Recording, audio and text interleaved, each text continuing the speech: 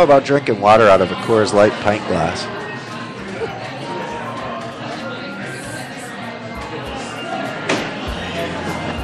All right, here we go. What is, I should have counted it up before we started. Episode number 11. This will be number 11.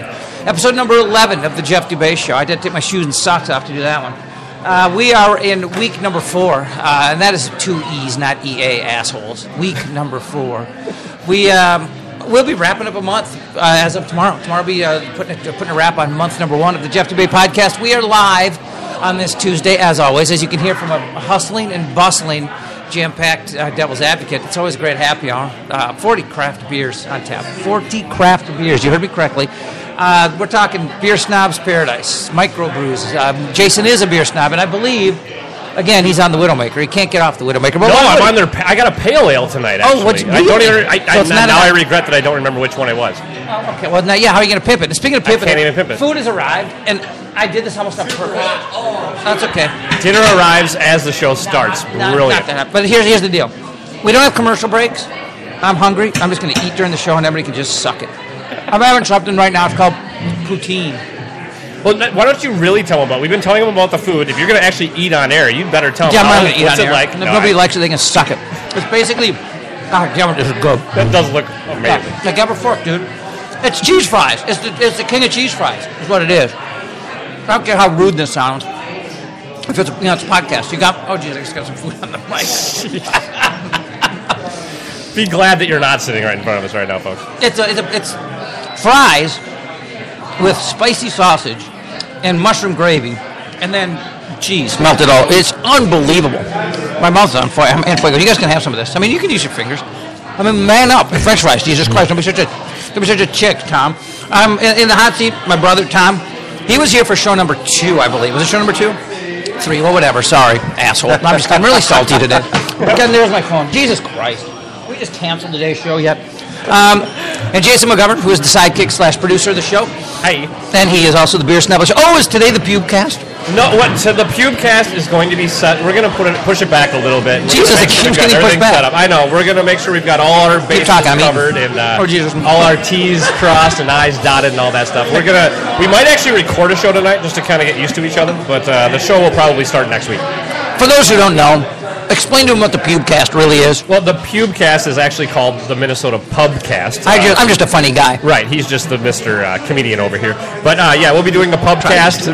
Molly Burke and myself are going to start probably following you here at the Devil's Advocate, and then we'll see where it goes. But we're just going to do, basically the concept is we're going to talk what you talk about when you're at the bar anyway. You know, just sure. It could be politics, it could be girls. I mean, in my case, Molly, I'm not sure. Maybe she's girls. Who knows? Whatever. We'll find out. But, we're just going to talk about the issues of the day and kind of talk about whatever we want, and we're going to have fun with it, and we'll talk sports and stuff, and I don't know. Maybe I'll piggyback on what you've talked about during the day, and we'll go with what you've... They can expound. We call it expound. Yeah, use you. His nickname is Speed, so the show is hosted by Speed and Molly. All you need is some crack and some horse, and you're off and running. Jesus. I think you could call it Miley's Friday night. There we go. Yeah, seriously. Miley's Friday night, not bad at all. Speed and Molly. But as I mentioned, we are at Devil's Advocate. Atlantic Coast Fair. I guess this is what they eat out east. I've never seen it. It's Canadian. Is it Canadian? Poutine? Poutine's Canadian. It's it's unbelievable. It's just cheese fries with meat. It's fantastic. But the menu here is very protein oriented. It's very much meatballs this, hamburger or fish sandwich that. A lot of seafood. They got ribeye. They got. I mean, if you're a vegan, stay the hell out. I mean, just don't even come near. Don't even come near. We don't want nothing to do with you. We're just true and generally in life, I think. But if you're vegan, this is not your kind of place. This is a protein meat eater's paradise. It's great food, fantastic food, very unique menu, and 40 craft beers. It's not at all a run-of-the-mill joint. It's on 10th and Marquette. It's a half a block from the local, and they've been a very gracious host to the podcast. Since it started, it's been our only home. It's been our only home for the month. We're going to talk a little. Yesterday we got into a little bit of everything. We talked some college football. We talked some NFL. There's some good moments in the NFL over the weekend.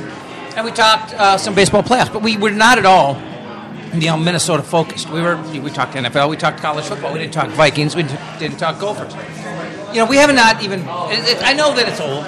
It's Tuesday now for us. I don't know whenever you people listen to this. It's a podcast. It's up to you. But for us, it's 4 or 5 days after. 5 days after the debacle in Green Bay. So there's not a lot to say about it. The good news is that the Vikings, in a return to practice, have Teddy Bridgewater back. Bridgewater's back practicing. He's dressed. He's on the field. He's going through everything.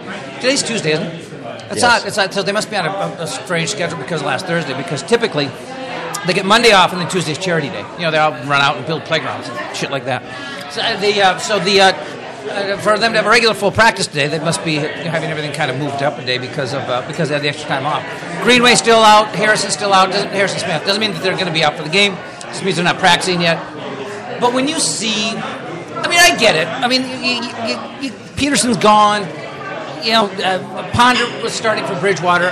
I don't expect you to go into Green Bay at primetime game and win, but it was so gutless, so heartless, so pathetic. After the Atlanta game, I started to think, if Bridgewater's in there, if Bridgewater's running the show, if Bridgewater's doing his thing, this team might be a 500 team. This team might play some games that matter in December. This team might threaten to make the playoffs. After you saw what you saw in Green Bay, did you just say, oh, no big deal, no Bridgewater, no Peterson, or do you just say, wow, these guys just really flat out suck? No, seriously. I think it's a preparation year. It's not quite a building year, but they're preparing. I think they've got some pieces in place. I'd like to see McKinnon carry the ball a little bit more. I like what I see from Bridgewater. Yeah, you're a big McKinnon guy. What is it with you? You date this guy or something? No, you hear a ton about him, about his speed, his elusiveness, but for some reason he only touches the ball 5 times a game. So I'd like to see him get a little bit more involved. It's a problem with melted cheese, isn't it? Not hurt. My lip is burnt. Oh.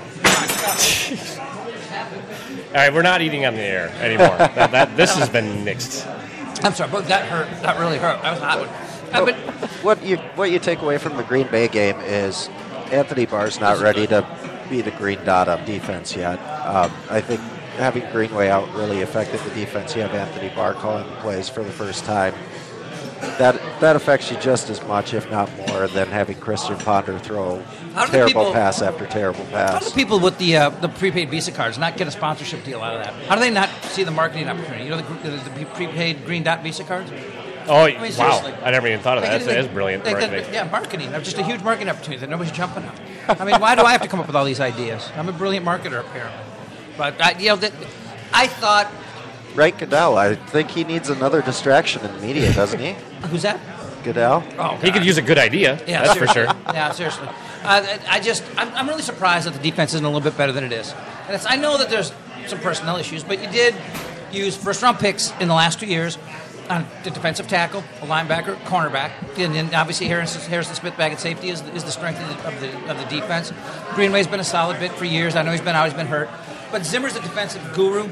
And he comes in as a guy who he'll throw looks at you. Frazier's bit was really bland. The cover 2 by nature is a benign defense. It's a sit back and let you not attack us. We'll let you nibble at us. The cover 2 basically is a keep things in front of you. Don't give up anything deep. Nothing gets over your head. Nothing goes long. And we're going to make a team go to 12, 15 plays without screwing up. That's really the philosophy behind it. We're not going to get anything. We're not going to give up anything big or quick because we're not going to take chances. We're going to keep it in front of us. You're going to complete passes. We're going to tackle after the completion. We're going to put you down, and we're going to make you go 12 to 15 plays because we don't think you can do that without shooting yourself in the foot. At some point, you're going to get a holding penalty. That's going to put you first and 20. That's going to lead to a punt, or you're going to turn the ball over. Not many teams can put together 12 to 15, in a good, solid drive. But you're saying just wait for them to make the mistake? Just sit back and let them screw up? Sounds like the perfect defense against the Vikings. Well, it's a perfect defense against a lot of people. Absolutely, so suck it. But the bit was really benign. It was really vanilla. There's not many looks, to cover 2. Cover 2 is what it is. You don't do much out of it. Yeah, you can blitz, but there's not a lot of tricky looks to it. Zimmer, he's the opposite. He's the wacky scientist. He's the nutty professor. He'll put 8 guys on the line of scrimmage, and you got to guess who's coming. You got 3 linebackers behind the lineman or right up there next to him.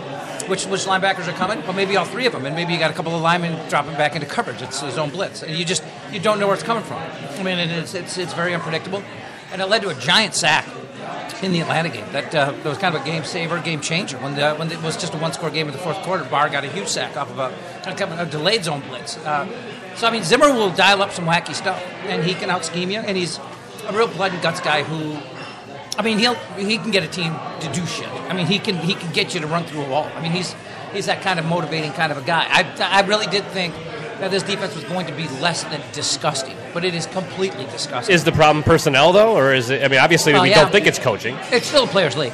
I mean, they still have to do the plays. How much of it is having the young guys on the field after a big win against Atlanta, coming back just a few days later, and then trying to play at Green Bay? You think they're too amped up, you mean, for a game like that? I mean, Zimmer said that. Down. He tried to say they were too amped up, actually, coming into Green Bay. Wow. Which I thought was just an excuse. I mean, to me, it's the Thursday thing was the problem. Well, that's what I think is, you get these kids with a big win coming in, going to Green Bay for the first time. Well, the thing is, they sucked against Atlanta, too, though. I mean, the defense was horseshit against Atlanta. I mean, so it's not like they were coming off some big shutdown game. That's true. I mean, I just expected more. I mean, I didn't... Like, when we watched the preseason, I take nothing from the preseason, but typically. But I was just looking for anything, just searching for anything. So I made the mistake of thinking that some things mattered. I think I look at, like, the Kansas City game, a game where they gave up yards up and down the field, but they got turnovers. I'm thinking, this might be I hate the term bend but don't break, but that's what the cover two is by definition. But this defense looked like they would be just a little soft, but that they might have some big playability because they would take chances, because they would be an aggressive play-calling defense, that they would put themselves in some positions of vulnerability in order to be able to make some plays. And, it started out, they're looking that way in the preseason, but again, you can't buy into anything that happens when your roster is at 70 or whatever the hell, 50 zillion. Well, I mean, when it looks like a college sideline, the games don't mean a damn thing. And the things that you see on the field don't mean a damn thing.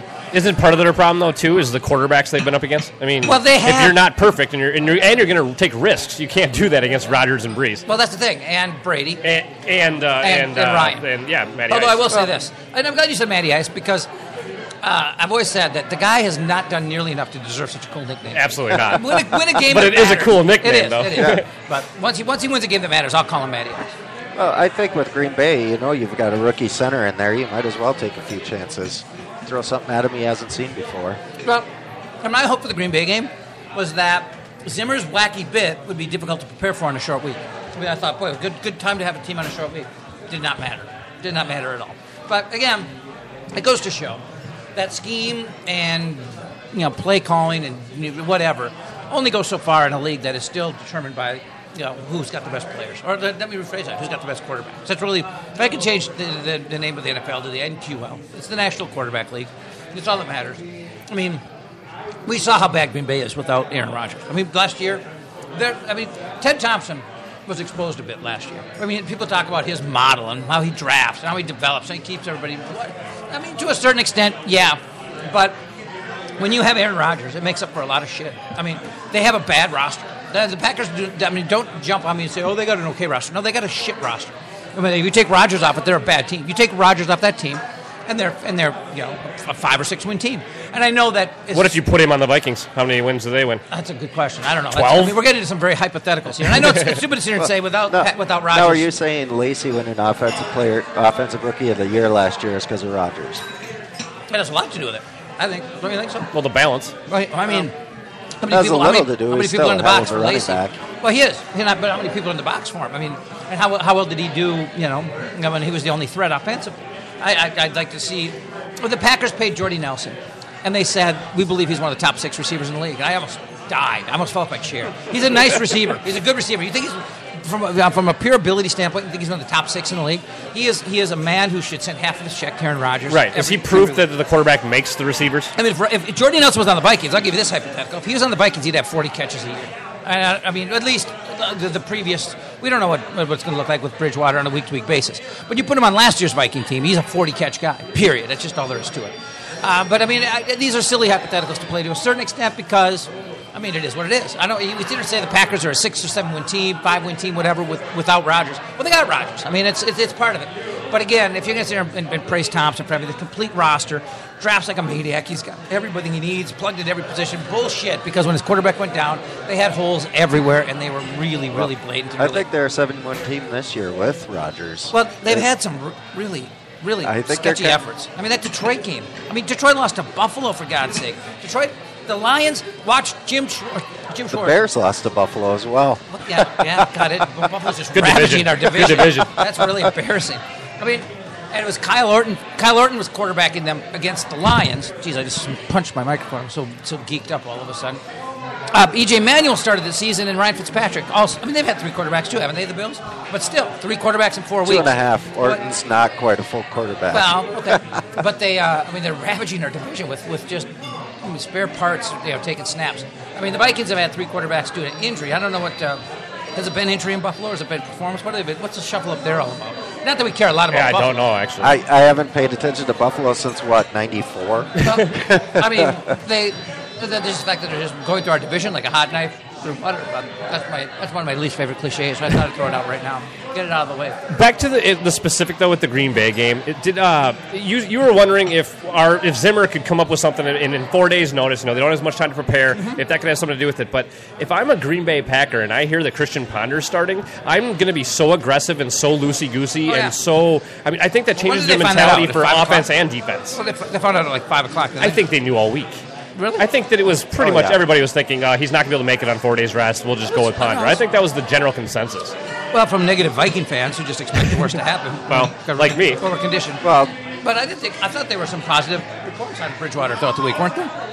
I was getting some. I mean, I heard pretty good things about his chances to play. I think that's misinformation, too, out of the Vikings. Yeah. No, I'm getting it probly is. I mean, it's how I'm plugged in. But, for Bill on the corner, just shouting out some Viking stats for you. By the way, my brother Tom used to work at Target. Maybe you can answer a question for me. When Target employees come out onto this white-collar prison courtyard and play basketball, how come every time they shoot a basket, they kick up their heels like they're Mary Tyler frickin' Moore? I mean, seriously. It's in our contracts there. Oh, is it really? Okay. I just thought there might be something about... It's, a lot of times you have to sit and watch those HR videos. We watch terrible basketball videos. It's just really embarrassing. I mean, it's always the whitest of the white people out here playing. It's slightly effeminate. I'm not going to lie to you. Slightly effeminate white dudes out here playing. I mean, there's nothing wrong with that. I mean, that's fine. It's just there goes another sponsor. What, slightly effeminate white dudes? No, Targets. Let's talk a little Gopher football because they have a game this week that suddenly... I mean, seriously. I mean, I didn't expect Northwestern to be coming out of nowhere, charging up the Big Ten West. As a matter of fact, when the season started, I thought the Big Ten West was about Wisconsin and Nebraska. Wisconsin, when they coughed it up against LSU, I thought, that was a bad loss because you had them by the balls and you let them go. But it's still LSU. Well, we've now seen that LSU is not a very good football team. And we've now seen that Wisconsin is a pretty flawed football team, despite the fact that they've got a dynamic running back in Melvin Gordon, which, what a shock. Wisconsin's got a great running back. But the Badgers went to Northwestern last week and just looked lousy. I mean, they didn't get killed, but they looked flat. And the Northwestern defense just stymied, for the most part, that Badger running game. I remember when I'm watching the Gopher-Michigan game, and Cunningham is going a little nuts. Cunningham was the analyst that day. And he's going a little nuts saying, he started it out like in the fourth quarter saying, watching the Gophers on film and seeing them here against Michigan, I have them as one of the favorites in the West. I mean, I'm thinking, okay, he's getting a little carried away, but one of the favorites is kind of hedging it. I mean, you could say, with a couple other teams. By the end of the game, as they're walking off the field, the favorite in the West, the favorite. And I'm like, well, I'm thinking, let's just calm down. We just lost by 4 touchdowns at TCU. I mean, Michigan is a god-awful football team. I mean, forget about the helmets and the stadium. Forget about all the stuff that surrounds the tradition of Michigan football. Bad football team. They're playing bad football. They just lost to Rutgers, for God's sake. Michigan's a shit team. So the bottom line is that don't get carried away with that win. I'm sitting here thinking to myself, okay, Wisconsin, Nebraska, they're in the West. There's still some teams for us to get through. I wasn't thinking about Northwestern. Northwestern wins at Penn State. Penn State was undefeated, looking like they might be okay. Northwestern goes in there and kicks the crap out of them, by the way. They beat them like 3 or 4 touchdowns. And then Northwestern goes home, and they take out Wisconsin. And, Northwestern lost 2 non-conference games. I mean, Northwestern had 2 non-conference losses. I mean, they were to Cal and Northern Illinois. I mean, I know that sounds funny, but that's Kill's old squad that went to the Orange Bowl a couple years ago. And I'm not saying that they're the same. It's Chandler Harnish's squad, man. Don't make fun of Chandler Harnish's squad. But Northern Illinois and Oregon. Not Oregon. Did I say Cal? It was Cal and Northern Illinois. I mean, they're not the most embarrassing non-conference losses a team could have, but when you see that happen in the same season to one team, you think, okay, that's probably not a contender in the Big Ten West. I mean, you don't write them off. But the Gophers would have lost to Cal though too, right? It depends on where the game is. Really? Maybe not. We could beat Cal at home. I'd like to think we could give Northern Illinois a game. I don't know how good Northern Illinois is. I mean, they were in the Orange Bowl 2 years ago. It was kind of a joke. Actually, I think that's a big statement what you just said right there, though, that I'd like to think we could possibly give Northern Illinois Well, that was tongue firmly in cheek on that. Well, no, but see, I think we're actually are at a point where that is a question. Well, the point with the Gophers is they're known for the last few years for playing down to their opponent.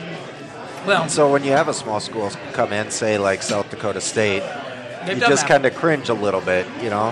And that's one thing I like about the Michigan game is, Michigan was a crap team, but we didn't play down to them for a change. That's true, but that typically does happen more non-conference for the Gophers than it does in conference. Now, Northern Illinois, if I'm not mistaken, they're in the MAC now, right? I moved into the MAC a few years ago, the Mid-American Conference. And the Mid-American Conference is a conference that on a year-by-year basis gets a couple wins against the Big Ten. And they play a lot of games against the Big Ten. I mean, like Eastern Michigan plays, the Michigan schools, and we always play at Miami of Ohio or throwing a Bowling Green here and there. Toledo. Whatever, Toledo. Well, whatever. So it's, I mean, the MAC, for one thing, the geographical advantages make some sense. I mean, they're right here, they're right in our backyard. But I mean, these teams will typically win a couple games against Big Ten teams. So they're not a joke. It's not a joke of the league. However, having said that, I don't think Northern Illinois is as good as they were a couple years ago when they went to the Orange Bowl. And I don't think they're very good when they went to the Orange Bowl. I mean, they lost to Florida State by like 50, didn't they? It was not very good. Jerry Kill was there. Did you see him in the stands in the Orange Bowl that year? Are you really asking me to recall a Northern Illinois game from 2 years ago? It was the Orange Bowl, man. It was the Orange Bowl. Jerry Kill went. He stood in the stands because those were his boys. You don't remember that? All right. I'm sure I was watching a different bowl game at that point. All right. Well, yeah, you probably were. It was probably a little one-sided. But anyway, back to the point that I'm trying to get to in a very, really, really roundabout way, is that Northwestern, coming into the Big Ten season, I didn't think they were a factor in the West. I mean, I thought Wisconsin was a little bit better than they are. I think Nebraska is as good as we thought they are. I mean, the loss at Michigan State was respectable. I mean, they were down. They were doing nothing offensively, but they made a run. They made a run in the fourth quarter, got within a score, and they had a chance to win that game. And Michigan State, I think, is the real deal. But when Cunningham said the Gophers are the favorite in the West, while I have not, in the 10 days that have followed, I have not decided to agree with him. I can no longer laugh at him. I mean, I can't laugh at him because we've seen the flaws of Wisconsin. We still don't know if Northwestern's for real. Nebraska's got a loss. If you win this game, let's get a little stupid here for a second. Let's everybody down for that. Let's ready to get stupid for a minute. I can be stupid. Let's get stupid for a minute. If the Gophers beat Northwestern Saturday, they might only have to get to the end of the year and split like that Nebraska-Wisconsin road. That's how they end the season. At Nebraska, at Wisconsin. They could maybe get to a point where they only have to split that to get to the Big Ten title game. I mean, they got a pesky little game against Ohio State right before that. We don't know how that's going to go. But if they beat Northwestern, they're going to be in the mix for the Big Ten title game. So, Jim Cunningham, I'm not going to flat out apologize, but you're not the idiot that I thought you were. You're still a little out there, but that was not as idiotic as I thought. But they're in the mix. Again, though, and this to me, it sounds like last week how we didn't get good enough to beat Michigan. Michigan got bad enough for us to beat them. Agreed. And it sounds like that's what our conference is becoming. It keeps getting worse, and the Gophers stay the same. So they're actually getting better by staying the same. Am I wrong, or are they actually getting better at all? They're a little better. Little better? A little better. I think Cobb's a serious running back. I think they lost Rashid Hickman to the draft, but I think that the defensive line's still pretty decent. Well, you know what the Gophers have that they never have had is an athletic defense. I mean, we've had the big plotting, white Midwestern guy for a lot of years. What Jerry Kill will do is he will recruit guys, like when you do his recruiting class, a lot of guys don't have a position listed. They're just listed as athlete. I mean, because he's going to pick a guy and that he knows can run, that's got some size, and he's going to teach him to play a position. I mean, I have basically said the difference between Kill and Brewster. Brewster would tell you if he's going to the Rose Bowl. He'd tell you what he's going to do. Jerry Kill would just take some guys and teach them how to tackle and block. But he just coaches, you mean? Yeah, I mean, Brewster's guys didn't know how to tackle or block or catch or run or anything. I mean, because he was a PR guy. Yeah, he wasn't a coach. That's exactly right. He was busy telling you what they were going to do rather than telling guys how to do it. And Kill is Kill and his staff, maybe more specifically, are to find some guys that they think can play some positions and just teach them how to do it. And I tell you, when you look at the Gophers' defense, they're not the biggest, but they are guys who can run. And in this day and age of college football, you got to have guys who can run on the defensive side of the football. Do they have playmakers? Oh, yeah. Yeah, especially in the secondary. Okay. Yes. Especially in the secondary. It's a shame that Derek Wells never stays healthy. I remember 2 years ago, was it 2 years ago he was a freshman? I believe it was. And he was playing safety. I think Kill basically said this guy's got All-American potential. I mean, the Gophers have not. I don't think since Tyrone Carter have had anybody in any kind of an All-American conversation on the defensive side of the ball. But then Wells was out with an injury the entire following year. And then he's back this year, and I think they moved him to corner, and he got hurt in the Michigan game. And he was, I'm not even sure how much he played in the Michigan game. I don't know what his availability would be for Northwestern this Saturday. But, I mean, the reason, again, the kind of roundabout reason we're getting into all this talk is this game this week, this might be the most significant game of the Kill era to this point. I know that the Michigan Northwestern. game. I know, but I mean, going in. I know. I'm just saying nobody would have ever thought this going into the season. Don't underestimate the power of unions. What do you mean? Northwestern unionized, didn't they? All their players. That's right. Behind, I forgot about that. Behind our Vikings quarterback. Mm-hmm. What do you mean? He was the ringleader for but he's the gone unionization. Now, right? Well, the guy that we just signed off the practice squad. Oh, I thought. Oh, the Northern Illinois guy? Kane Coulter? I thought he was Northwestern. He was. I didn't know we still had him. Oh. I did not understand. I was in the practice squad. I thought he was practice squad or something. I believe you. I don't care about the Vikings. I don't pay attention to that shit. No, I'm just kidding. But, the Nebraska win a year ago is still Kill's biggest win. The Michigan game last week is maybe his highest profile win because it's Michigan, even though they suck. It's Little Brown Jug, and we beat them once every 10 years on average. I believe it was the fourth time in 40-some-odd years. So, I mean, it's like a once-a-decade occurrence at best. So that might be his most, not his most important win, but there's some more food in the microphone. Get that up there. It's really disgusting, isn't it? Can we watch That's why we buy the mic condom. We throw that on there to protect it from you. This the Nerf football thing that sits on the end of it. Can we put that in the wash? Oh, we're going to buy a new one. We're just going to get a new one after this show. They're like $2. I'm just splurfed schmeck all over the damn thing. Those are two words I just made up. Splurfed? I splurfed schmeck on it. That's actually a friend of mine. Those are words. Splurf schmeck? Well, schmeck is... Can we get him on the show? Schmeck is stuff that comes out of your mouth, but the splurf was the act of getting it out of your mouth. So splurf is the verb. Yeah, splurf is the verb. Schmeck is the noun. Schmeck was what was spit. Yeah, that is correct. But I mean, people. The Michigan win's the sexiest because it's Michigan. But the most impressive one is probably Nebraska. But going in, this might be the most important because this is a game that sets him up to have a run at the Big Ten West title and get into the Big Ten title game. That would be pretty exciting. Can either of you rally off the last few games? I mean, we already said we closed with Nebraska and Wisconsin, but what are the last? Well, our home finale is Ohio State. Okay. Then we go to Nebraska and to Wisconsin. In between, I don't know who. Off the top of my head, who do you play after Northwestern? That's a good question. I'll look it up. Somebody look it up. Tom, you got it yet? Yep. Come on, Internet. Faster. We got dead air. Oh, there you go. All right, there it is.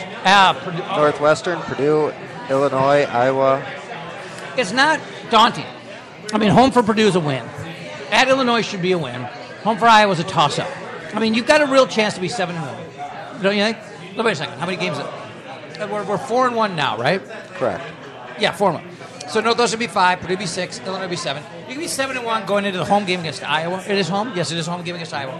Now, Iowa's a better team than us. I don't think they're measurably better. I think they're better. I think they're slightly better. I think at home, it's close to a toss-up. You get that game, you're 8-1 going into the Ohio State game at home. That's the meat grinder part of the schedule. I think it benefits playing Iowa. I think it benefits playing Iowa going into Ohio State, Nebraska, Wisconsin. I think that's playing a little bit tougher of a game going in. You did right. If you're 8-1 going into Ohio State, you might start thinking you're better than you are. But in college football, that's half the battle. I mean, because they're kids? Yeah, exactly. I mean, the best coaches in college football are guys who can make teams believe they're better than they are. Lou Holtz was a master at it. But we're really getting into we're getting into some extreme scenarios here.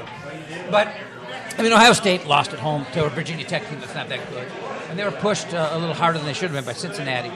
I mean, it's not beyond the realm. Now, again, I don't think they'll be 8-1 going into that game, and I don't think they'll be 9-1 coming out of it. I think it's pretty realistic to think. What is that, a 12-game schedule? I would think 8-4 again, which is what they were last year, is realistic. That would mean losing 3 more Big Ten games along the way, maybe 9-3. But with the Big Ten looking as weak as it is, if you go 9-3, you might get one of those. You might get one of those New Year's bowls. I mean, it's not throw a parade time. I don't think you can lose out and get a bowl game that you're looking at. I'm not saying they're going to lose out. How'd you get so negative? Well, I'm looking at the names on there, and I'm remembering Gopher teams. So you think they could lose out to Northwestern, Purdue, Illinois? No, I think they're going to lose out probably to Ohio State, Nebraska, Wisconsin. The last three? I think it's going to be a tough last 3 games for them. But so you think that would be enough to not get a bowl game? Well, they'd get a bowl game. I mean, just not a good one. Every team with a football program that can field enough players gets a bowl game these days. If they lose those 3 games and they get another invitation to the Texas Bowl, we're out of that rotation, aren't we? The Big Ten switch bowl games? Like the Meineke Music Bowl? That we went to how many years? Well, okay, well, the bottom line is there's a lot of bowls that could they're all the same. Whether it's the Meineke Music City, Car-Care, Gaylord City, Music City Bowl. The shit bowls? Yeah, is that what you're saying? Yeah. I like the Poinsettia Bowl because every time they do that, it's the San Diego Credit Union Poinsettia Bowl. That's correct. I mean, the bottom screen, you can't show the score because it's just the name of the friggin' bowl game. It is a long title sponsor. But the bottom line is if you lose those 3 games in a row and you are heading into a mediocre bowl game, do you think they'd sell 10 tickets for the goddamn thing? I mean, 3 straight losses, and we're off to the charity bowl for the 10th year in a row. I mean, I don't think anybody would give a damn about it. No. But now talk about wild pendulum swings of emotion. We just were talking about winning out or winning this, going 8-1, going out. Now we got them going to. Are they going to make a bowl? A shit bowl that nobody would care about. Well, see, that's the thing. Even if we're borderline.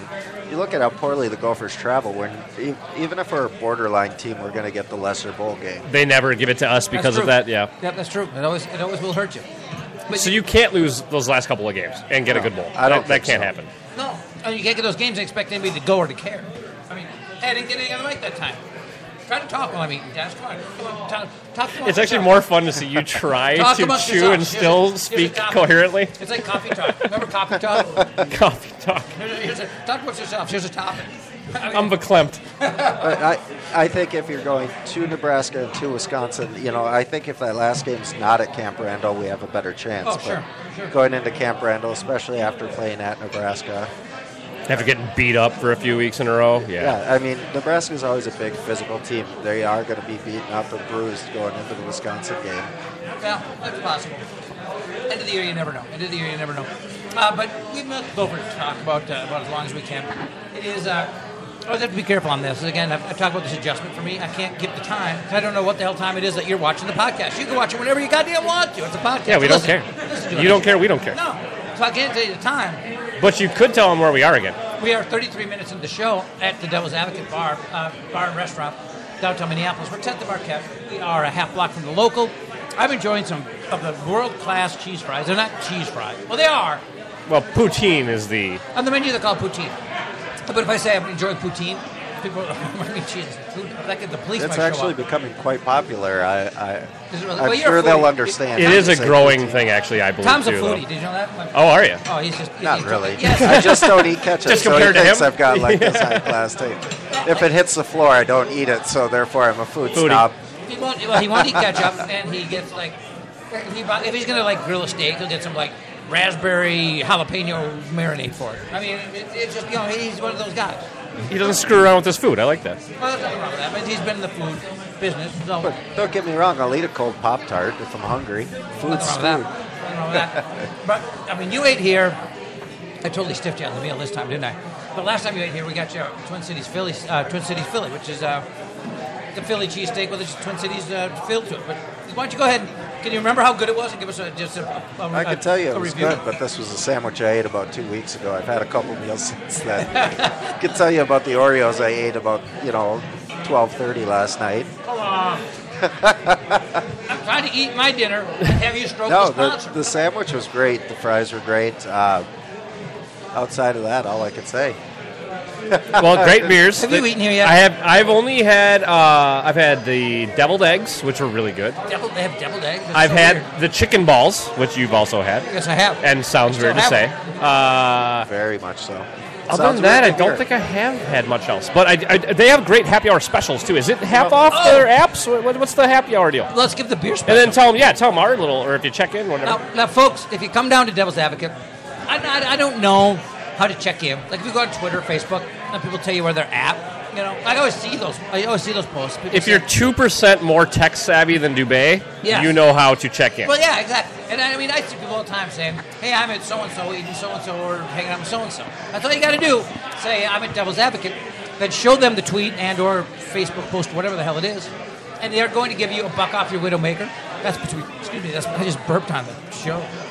Turn that mic off again.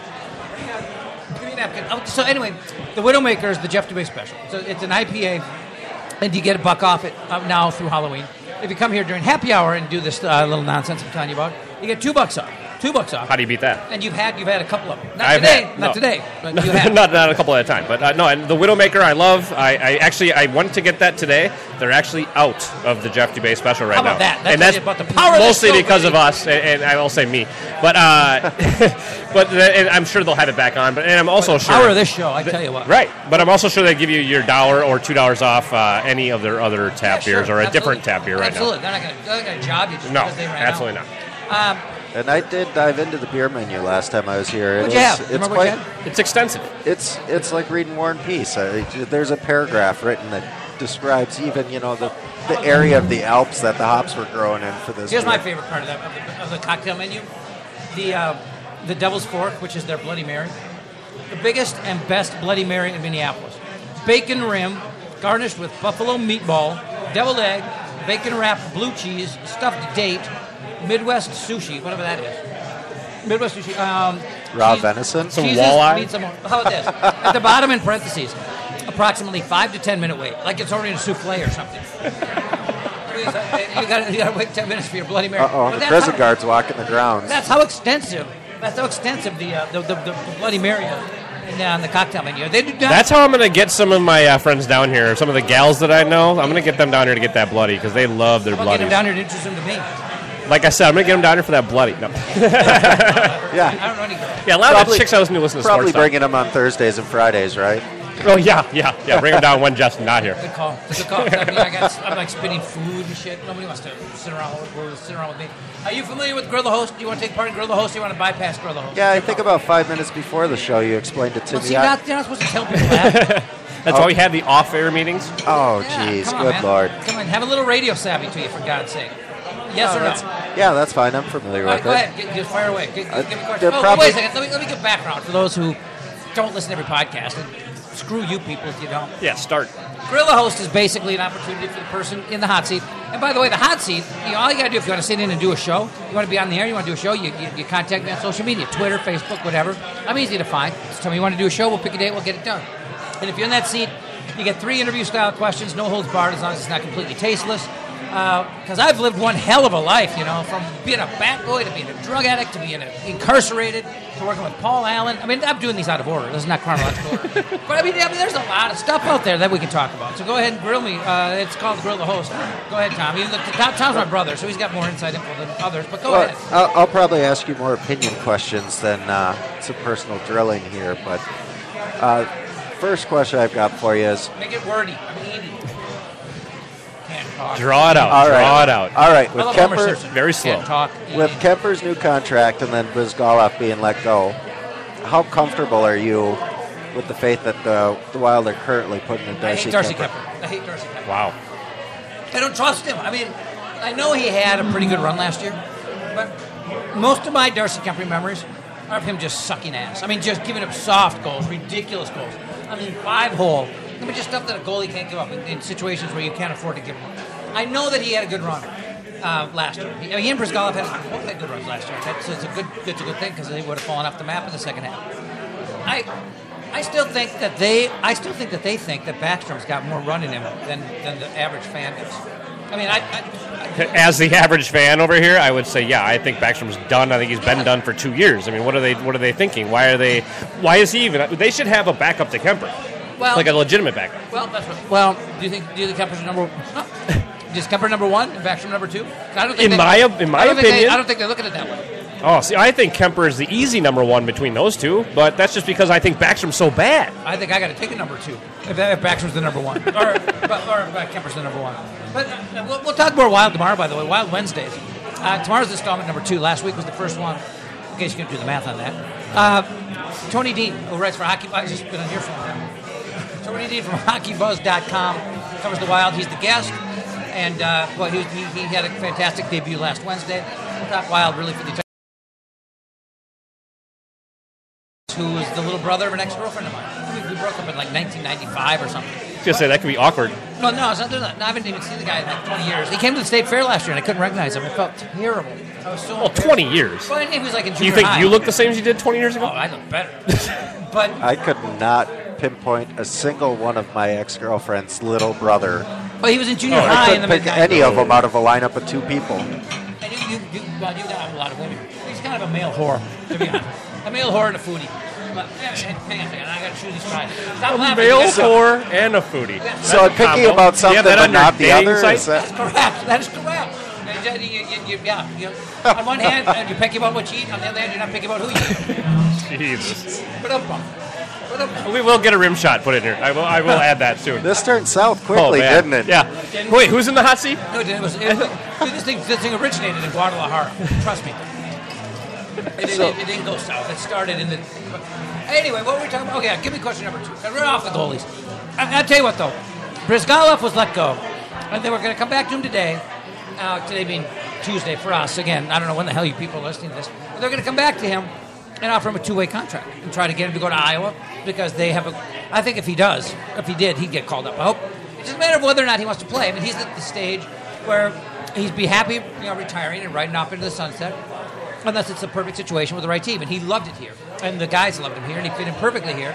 I think he realizes that if he does go to Iowa, he'll get a chance here. It's just a matter of whether or not a guy at this stage of his career wants to go to the minor leagues. Just for those who don't, Iowa, for that matter. Just for those who don't know, the 2-way means that when he's sent down, he gets paid the minor league rate, right? And then he's not going to do guys. It's a different kind of 2-way. He gets a different salary in the minors than he does in the NHL. And do you think there's a chance in hell he'll do that? I mean, to me, I know he's at the end of his career, but he's such a wacky guy. I don't know. I see him kind of like trying to find something else to do with his life. That's more likely, yeah. But it's not impossible. He is tough to predict. He is out there. He came here on a tryout. I mean, that's a long shot to begin with. He came here without just to get him to under a contract. He just got him to come here and try out. And when he came here, I don't think Harding had kicked the shit out of anybody yet. So, I mean, he was still a viable candidate. So, I mean, you had 3 viable goaltending candidates before Brizgalov accepted the invitation. And even by the time he was off here, which I don't think it is, there were still 2 viable candidates. So he'd have to come in here and unseat somebody without a contract. I mean, that's a pretty tough thing to do. It's pretty much a long shot. So I'm not writing off the chances that he may be the kind of weirdo. Not weirdo, but that he might want to play for this team badly enough based on the experience he had here last year that he might be willing to go try this. How old is he? 33? 33? 35? Brizgalov? I thought he was 36. Okay. And don't they have to ride buses and stuff down in Iowa? The older guy, I don't know if he's going to want to do that kind of stuff either. I don't know that Iowa has the technology for airplanes, do they? I'm not sure. Well, have we been sharing? Do they have an airport? I think they've got gliders. Gliders and drones. Yeah, there you go. I don't know. You know what? I'm not up to date on AHL means of transportation. I don't know. What the hell? I thought you were the hockey guy. I don't know if they're all on buses. I mean, I got to believe that there's some buses. I mean, otherwise Slapshot lies. I mean, there's got to be a bus for 34? 34. Well, that's pretty close. So, I mean, he's not that old. I mean, he's not a spring chicken, but he's not... Who knows? I mean, he's Russian. The mafia over there, the Russian mafia, they could be kidnapping members of his family. He might need a paycheck right now. Goalies seem to play a little bit later than skaters do. Yeah. So, you never know. How long is Harding out? Have they given us a date on him? It's indefinite. Well, just because he's suspended? Yeah. But did they give it a week or whatever on his injury? Oh, I do not know. I don't think I've seen that put out there anywhere, like how many weeks. That's the beauty of suspending the players. You don't have to give injury reports on them. Oh, I suppose, yeah. Who knows? So do we even actually know what happened to him? What he did? I mean, it was supposed to be... I don't know the details. I mean, people compared it to, like, Kent Herbeck's broken ankle back in the day when he was chasing around a clubhouse kid. I was there for that. I was not the guy, by the way. He would have caught me. If he would have been chasing me, he would have caught me, and he wouldn't have never broken his everything's foot. fine, yeah. Yeah, everything would have worked out just fine. But it sounds like it was like either a horseplay or that he was, fighting somebody from mid-fight. Doing something stupid, yeah, yeah. The bottom line is it was pure stupidity, regardless. So, Grill the Host marches on. Question number 2. All right, I'm going to throw you a softball then. Last year, Ponder was ranked the 32nd best quarterback in the NFL. Sweet. Being that he got the start last week, seeing him play that one game and going, 5 weeks into the season, have you seen a quarterback that looks worse than Christian Ponder does? Not right now, but, I mean, there was a time a couple years ago where I thought he was going to be all right. I mean, he led his team to, 10, 11 wins a couple years ago. Is there something to the fact that he was a third string all season, and then he was... how many snaps did he take with the first team? And I know I sound like a wonk a little bit when I say that, but I do think there is a little bit to that. Well, yeah. If you haven't played with these guys in 4 weeks, and now you're supposed to be leading them... Well, here's what I think the problem is his confidence is just shot to hell, because nobody drafted in the first round is as bad as he looked. I mean, and I know that he was drafted too high. We all know that. I mean, it was a stretch, it was a reach. We all know that. If you smell anything, by the way, that was me. I'm sorry. It's the poutine and spicy sausage. So anyway, just so you guys know, I feel bad. Think back to the season opener a couple years ago against Jacksonville, where we fell behind. The Vikes fell behind with 30 seconds left, and they had no timeouts left. And Ponder had to take them 40 yards with no timeouts in 20, 30 seconds, and he did. I mean, it's like a 55-yard field goal attempt by Blair Walsh to win it, but he did. Well, he did that in the Green Bay game too, right? I mean, he led that final drive to get the field goal to win the game, to get into the playoffs. I mean, he's not without ability. I just think that. Well, I don't think he's. I think his ceiling. When he came into the league, if he would have had proper coaching, if he would have had an opportunity to succeed, and not had somebody like Bill Musgrave kill his confidence by never letting him throw ever until his team was behind by 2 or 3 touchdowns. If that could have happened, if he could have come into the league under a North Turner, for example, I think he could have been a serviceable, maybe middle of the road quarterback. I don't think he ever could have been great, but I don't think he would have been the train wreck that you see before you now. Well, I don't know, because I don't think he ever fully recovered from his college injury. The shoulder? Yeah, his arm. He hasn't had down the field strength for years. Well, I don't think his arm strength is the problem, and I'll tell you why. Like Greg Jennings, God, the name was escaping me, because the food's so good. But Greg Jennings came here, and last year he said that when he got here, the first thing he did after signing with the Vikings was start watching film. He was a quarterback. He wanted to learn the nuances of the guys he'd be playing with. And he said the problem with Christian Ponder is all confidence. It's all in his head, because he'll read something, he'll see it, and when the ball should be out, it's still not. It's still in his hand, because he's got to see it, and he's got to make sure, and he's got to really make sure, and now he throws it, and now somebody jumps it, and it looks like he didn't have the arm strength to get it to the flat, when in reality he didn't have the balls to throw the damn ball. I mean, it's just all it was. I mean, Ponder, in the year I'm talking about, like we had the rally squad against Jacksonville, against Green Bay, he wasn't making soft throws. I mean, he was making good throws. I mean, he's not, Elway for arm strength, but he's also not, a complete rag arm either. And I'll tell you what, he's got way more. I said that one. He's got way more arm strength than Peyton Manning. I mean, Peyton Manning gets it done because he makes decisions.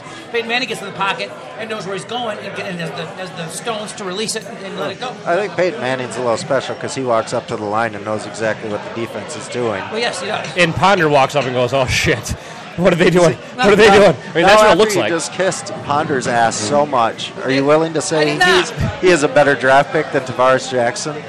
No. Well, I don't know. I mean, they had different. Well, wait, where was Tavares picked again? 7 overall, wasn't he? No. He was like third round. Yeah, he was second or third round. So if you look at value for what you get for the pick, I'd say Tavares is a better pick. He did more. As sad as that is. He did more, and he had more. Well, maybe I would say he looked like a better player, but this is really splitting hairs. I mean, this is really splitting like moldy hair. I mean, like hairs on a mold. I mean, like these are hairs growing out of a toad's ass that we're trying to split. I didn't want to go there. Keep in mind, one of them has a Super Bowl ring. I'm not licking toads. Homer Simpson. I get it. Come on. I love that. I'm not. Anyway, back to non-licking toad matters. I can't tell you. I can't tell you it's better between Jackson and Tavares Jackson, Christian Ponder. I can't believe you even asked me that question. I might just continue to grill the host because that was the most ludicrous question I've ever been asked in my life. Well, no, it's not, or you'd have an easy answer. But that's what's so sad about that question. It's like saying, would you rather die in a nuclear holocaust or be eaten by Jaws? I mean, it's not a viable question. It's a very Minnesotan question. I mean, if you're a Minnesota sports fan, that's the kind of questions we're asking each other. T-Jack has throw Spurgeon Wind into the conversation? T-Jack has a Super Bowl ring, and, He was out on the field for a coin toss as they were going into overtime. Oh. I don't know why he was the representative of Seattle, but... well, Russell Wilson was taking a shit. They said, I got to pitch one out for overtime, coach. Send T-Jack out there for the coin flip. I'll be back. See, now, you talk about injuries. What happens if Seattle to... Is he still their backup? They haven't done an upgrade yet? They got to have a It's better my last backup, fry, by don't the way. So the last 10 minutes of the show. No, we mentioned the last 10 minutes. God, did I eat this like a maniac? Pretty damn good, though. Woo! No, to go back to my question, though, because I bring it up because I remember on Twitter, our buddy Jim Suhan was freaking out about, he was saying that something like it's insulting that Ponder is getting better as this game goes on. And I'm going, well, he's getting used to the players around him. Like I said, without the practice and all that, to me it seemed like and also, I mean, obviously the defense probably doesn't give a shit after a while, too, so that it all kind of adds up. It gets soft, yeah. But to me, he did seem to kind of get into a little tiny bit of a groove, and he started actually, I mean, it is scary, but I kind of saw that Christian Ponder of 2 years ago, where we were like, well, maybe this guy can do something. I mean, it's in there. I mean, he's a first-round pick. Yeah, I mean, he's got the opportunity. I mean, no, let me rephrase that. At one time, the opportunity was there for him to be decent. I don't think it's there any longer. I think it's buried under layers and layers of crust that have developed from just a lack of confidence and just sucking wind. I mean, I just think he's become. I think too many people think a quarterback is what he is going to be when he comes into the league, and I don't believe that's true. I think they become what they're going to be once they get to the league. And Ponder's future was very undecided until Musgrave got a hold of him and said, "We're going to basically throw 4 passes in the first half, be down by 2 touchdowns, and then we're going to ask you to become a quarterback." And you can't do that to a guy. He's got no chance, and that's... We'll just run first down, run second down, throw third down. I get it. You got Adrian Peterson back in the day, and that's... you're going to play to your strengths. But the game at Green Bay 2 years ago, I mean, there's a stat that flashed on the screen.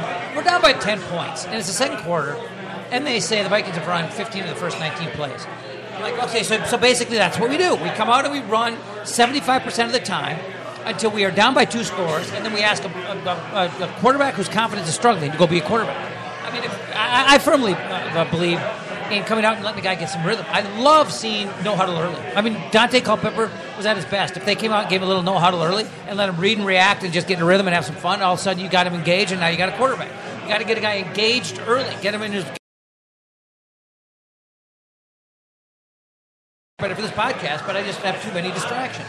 But nonetheless, rhythm is hard to find for a white guy. Question number 3. Yep, number 3. What do you got? Am I done after today? This will be a little more personal then. Let's go with, you were on the field for 2 different World Series championships. Yeah, right, I was a key cog.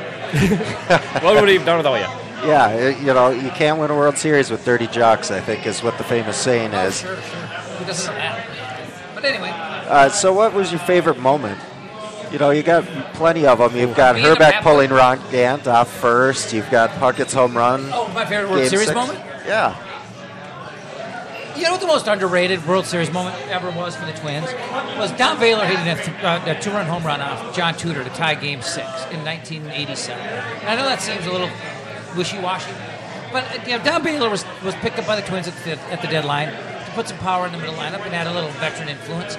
And he did not hit a single home run for the Twins until Game 6 of the World Series. By the way, if you smell that, that's me again. I'm sorry. It's the poutine. I put the poo in poutine. I quit. The Twins were down 5-2. I mean, people forget this. I mean, they lost 3 games in St. Louis, came back 3 games to 2 down, and needed to win 2 games to win the series. And Game 6 at home, the home magic didn't seem to be there. They were down 5-2, and John Tudor was dealing. I mean, and Tudor was the staff ace for the Cardinals, the crafty lefty. And when it was 5-2, the Twins got back-to-back doubles. I think it was Puckett and Gaetti got back-to-back doubles to score a run. Puckett scores his 5-3. Gaetti's on second base. And Baylor reaches out for a change-up away, just a little fluffy little left-handed foo-foo pitch out over the outer half of the plate. And you see Baylor lean in because he's always leaning in. I mean, he gets hit by more pitches than anybody. He's on top of the plate as it is. So he's not. You got to bust him in. You can't throw shit soft away. And he leaned out and just kind of flipped it out into the left field seats. Only home run is a Minnesota Twin. All of a sudden, 5-2 is 5-5, and Tudor's cooked. I mean, and the whole thing was done. So to me, that was the best, most underrated moment. In terms of what the best moment is, my favorite moment was the was the, I'm not just going to get this, I want to get this right, it would be the 3-2-3 double play that when Jack Morris got the bouncer to Herbeck. I believe it was it Sid Bream? Because it was like a slow runner. I mean, he's like the slowest human being in the world other than me. It was runners on the corners. I mean, they had like runners. It was after the Knobloch deke. It's the inning that Atlanta should have scored, would have scored. As a matter of fact, it was an inning where I had to go upstairs to start. We were like for the 6th or 7th inning. We would all get upstairs in between innings and start